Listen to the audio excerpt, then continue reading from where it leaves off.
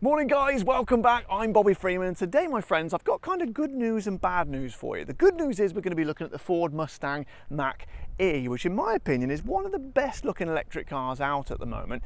Bad news is I've forgotten my sunglasses, so I've had to wear these, my spare ones, which make me look like a bit of a sex tourist. However, it's so sunny in the UK today, it's a choice between sex tourist and doing the whole video with my eyes closed. So I've gone for sex tourist. You don't get that on other YouTube channels, do you? But anyway, back to the Mustang Mach-E. To be honest, I find it a little bit confusing, this car, not least because it doesn't actually have any Ford badges on it. It just got this Mustang emblem, but also I don't really know why they sort of marketed it as a Mustang anything, to be honest, because it looks kind of, it doesn't even look kind of like a Mustang, does it? It looks nothing like a Mustang. It's a completely different car, but I think they wanted to give it a kind of a gravitas. But for me, it kind of jars a little bit with what kind of car it is. But anyway, more about that later. It was brought out first of all in 2019, 2021, and it's become one of Ford's most popular cars. And you can kind of see why. Although it does look nothing like a Mustang, it is a really, really good looking car. There's some great angles on this thing. So, and it's also kind of a real departure from what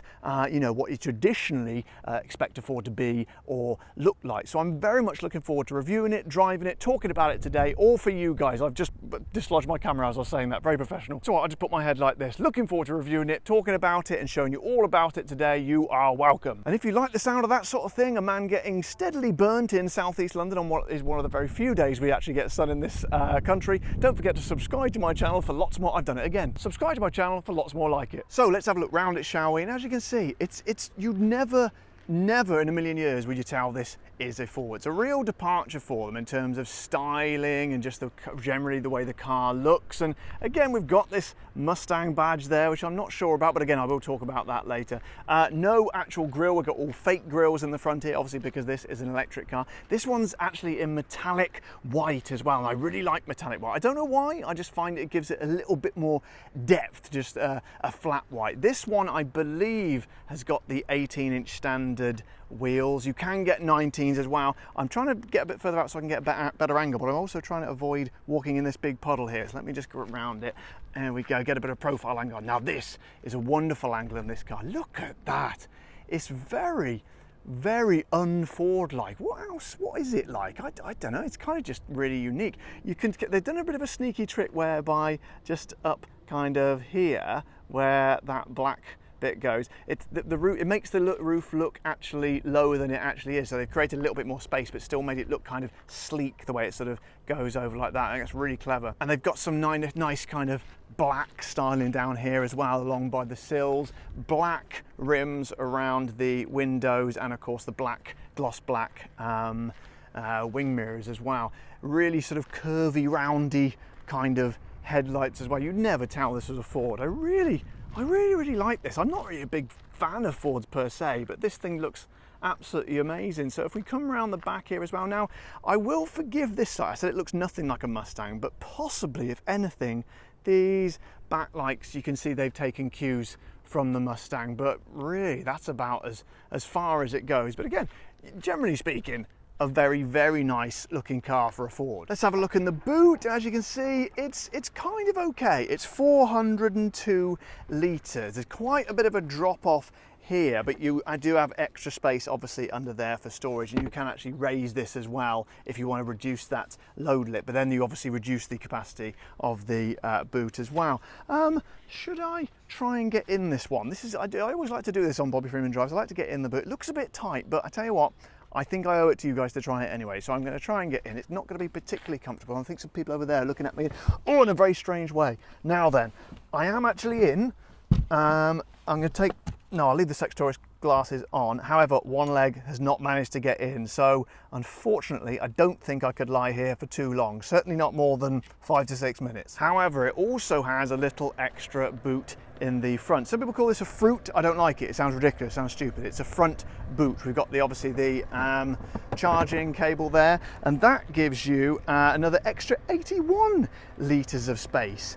And it's also very nicely got a little button here which opens it from the inside. So if you were to find yourself squashed into that tiny space, you wouldn't be there for long because you could get out by pressing that switch. Mind you, you'd have to be pretty pretty goddamn small to be fitting in there in the first place. If you are a contortionist and you found yourself stuck in the boot, nice to know you wouldn't be in there for long. The only annoying thing is, to open that front boot, you have to pull this thing twice as if you were opening the bonnet of a car, which is a bit strange to me. I thought you should have had that on the key, or at least a button on the front as well to open it, but you know, there you go, you can't have everything. Another interesting little feature is to open the doors. You'll see there's no door handles. It is handleless. It is a handleless car. So what you do is press this little button here, and the door opens ever so slightly. And what you do is you squeeze in, you breathe in very tight, and you squeeze in, only joking of course, you just hold on to that bit there, and you open the door. There we go, new way of opening the door. Who knew we needed that? But it turns out Ford thought we did. So they started around £40,000. You're probably thinking to yourself, well, that's a lot for a Ford, and it is. And I kind of think maybe that's why they kind of muscled the old Mustang badge into there. I think people will probably pay more for it if it's got a Mustang, or it sounds like a Mustang, or looks like a Mustang, or it's just got a Mustang badge on it. However, you do get a lot of car for your money. It doesn't feel like a Ford in here. First impressions when you get inside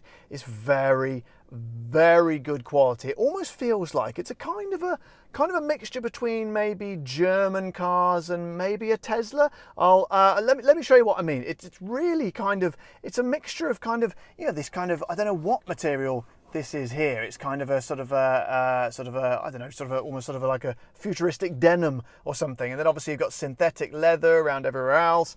And this kind of, again, not carbon fiber, but it's kind of a interesting sort of texturized sort of thing. I don't know what any of the materials are, to be honest, but they look kind of a very big departure from what you expect, of what we've expected from Ford in the past. And the cockpit itself is a lovely place to be. What I really like, have a look at this dash here, okay, very simple, very sleek, a bit like sort of a letterbox style. You've just got your range over there, picture of a car in the middle, speed there, and gears and the speed limit. Very simple, very elegant. Some of these dashes have just got, you know, endless information on them. You don't know what you're looking at half the time, especially particularly when you get in the car for the first time, like I do very often. And it's actually quite refreshing just to have a plain and simple one there. I like it. Well done, Ford. However, not so simple is this absolutely huge, ginormous, massive screen in the middle. It's 15.5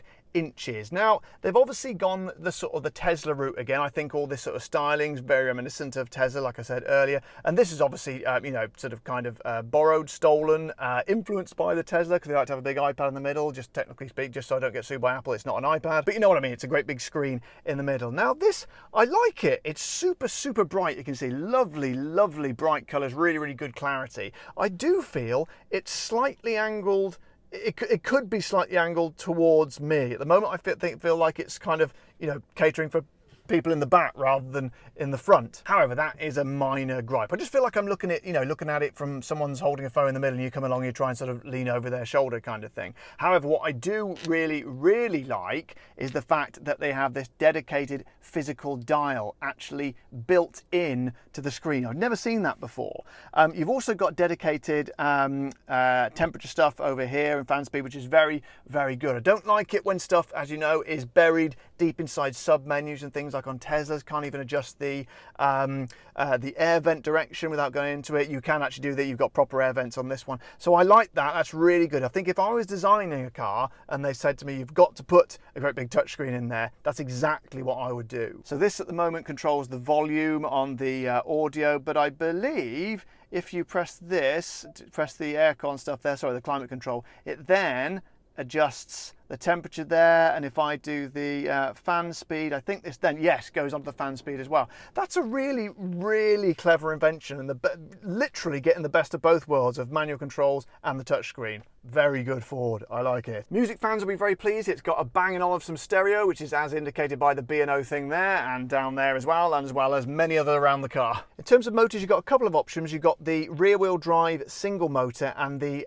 all-wheel drive dual motor. Now, in terms of batteries, you've got two choices. You've got a 68 kilowatt hour and you've got an 88 kilowatt hour. The 68 one has a range of 273 miles, give or take. It's an electric car, obviously. And the 88 kilowatt hour has a range of 300 and 51. On fast charge, it's going to go from 10% to 80% in about 45 minutes. If you're plugging it in at home, obviously it's probably going to be overnight. So what's it like in the back? Well, it didn't look that spacious to me when I was in the front looking backwards. However, once you're here, these seats are kind of pitched quite far back, which helps a little bit. It means you and obviously the seat is tipped up a little bit, but it means the knees are poking up a little bit. But to be honest, I don't mind that because that grants me a very nice amount of leg room. As you can see, very, very comfortable, slightly pitched knees, as you can tell, but I'm not, you know, it doesn't really bother me that much. I think if the worst thing that happens to me today is I've got pitched knees, I think I'm doing pretty well. And it's very airy and spacious, obviously because of the panoramic roof. The only thing is I am getting a bit of dazzle from the sun up there. It obviously is tinted, but it'll be nice. Oh my good Lord. It's also really, really hot, that roof. Wow, I can hardly even touch it. Interesting. However, it doesn't seem to translate down onto my head and sort of burn my, you know, ample forehead over here. However, time will tell if that's the case after an hour or two. But as you can see, more synthetic leather over here. Lovely, lovely. No animals died. Let's have a look at the old armrest here. Excellent, excellent. It does have the cup holder in, but as we can see, they're up the front, much like on my Jaguar, which means you can rest your arm there without your elbow going in like that. But sometimes they have the cup holders going that way, like in, what was it, in that Porsche Taycan I reviewed the other day, which is a bloody nightmare because you don't want your elbow in there like that. Excellent, excellent armrest forward. Well done. View out the back is not too bad. It's not an ample, not what you call an absolutely huge view out the back, but I've certainly seen worse. Lexus. You've also got some nice air vents down here, plus one of each USB, the USB-C and the old style USB to keep me happy. There's also absolutely no lump down here at all, so you can get passengers in and walk straight through without having to crawl over that great big hump like on my Jaguar. It's literally like it's got a camel in the car. It's ridiculous. So I really, really like that. Very, very nice. So all pretty good so far. However, what's the drive like? Because, you know, it's very un-Ford-like in its looks. Is it Ford-like in its drive? Well, no, it's not really, to be honest. I don't know why I sort of paused there, to be honest. It's very, very different. It's kind of a firmer drive than I was expecting. I quite like a bit of firmness. Not everyone does, but it's kind of more, dare I say it, kind of race car-y kind of firm, which I find quite surprising, to be honest, because most electric cars seem to be built with comfort in mind. A lot of the ones I've driven anyway, very kind of, I wouldn't say super soft, but certainly very, very graceful as they go along the road. But this is, yeah, this is definitely a bit firmer. Steering feels very, very sharp. I've often, again, with other electric cars, I've felt a bit of a disconnection in the drive very often. This is very kind of precise, very direct, feel like you're kind of really in control. It's not like you're, you know, sometimes you get in a car, it's like you're trying to steer a boat. And of course, one of my biggest pet hate with some electric cars is that kind of lurchiness from the throttle, like kind of, and then kind of with the regen kicks in, it's like that way and that way. It makes me, I don't think I've got a particularly delicate stomach, but it actually generally makes me feel a bit sick. However, this, much like the Lexus RZ I reviewed the other day, seems to have ironed that out. However, let's punch it and see what it can actually do. So I'm going about 26 at the moment. I'm going to absolutely floor this and see.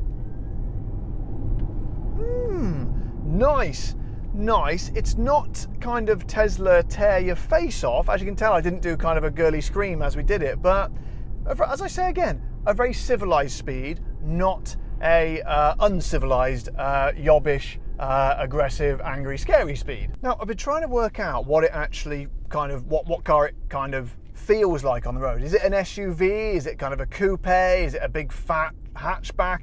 And it kind of feels like an amalgamation of all three of those. It feels kind of SUV-like as you drive it, more sort of obviously the smaller end of SUVs, but it's also got a sort of a nimble quality. Although it's quite heavy, it's 2 tons, feels very, very light. Brakes are super, super sharp, almost like too sharp to be honest, or unless my, you know, I need to change my brakes on my Jags because they've gone soft in comparison, but absolutely bang, like hitting a brick wall. That's very good. If you need to stop in this thing, you're going to be doing it pretty quick. Also, you may remember I mentioned the synthetic leather earlier on. Well, it does actually feel like real leather. They've done a pretty good job there, unlike the Lexus, which I drove the other week, which had a kind of a weird, almost silicone feel to the steering wheel. I think they've done it to try and make it feel soft, but it actually felt kind of a bit kind of odd. And by the way, if you want to see the review of that one, click on the card coming up there now. But you know, the thing that strikes me most about it is how un-Ford-like it is. It's not like any Ford I've ever driven before. It's certainly not like a Ford Mustang, but it's such a departure of, you know, what is traditionally considered Ford kind of styling, and especially the driving. It really does stand out on its own, and that's got to be a good thing, I think. So guys, I hope you've enjoyed my video today. I've dispensed with the Sex Tourist sunglasses. I'm going to go for a bit of squinting in the closing section of this video. But generally speaking, I think I wasn't sure about it. I wasn't sure about the blending or sort of forcing of the Mustang brand into this car, because I didn't think it worked. But to be honest, I don't really care, because all round as a car is what it's supposed to be. It kind of ticks every box, to be honest. Ride's a little bit firmer than I might suspect, but to be honest, I quite like a firm ride. Many people don't, but as long as you know that before, that's why I'm here, to tell you about these things. I think you're going to be fine. It looks lovely. It's a little bit more than you would expect to pay for a Ford, but you're getting a lot more as well. Very high quality inside, and just a super all-round nice car. And of course, as always, if you've enjoyed this video, watching me get, you know, steadily burnt and put up with the Sex Tourist sunglasses and everything, don't forget to subscribe to my channel, press the like button on the video, and if you want to support the show, head over to the Patreon page as well. But until next time, guys, I am Bobby Freeman. Drive safe.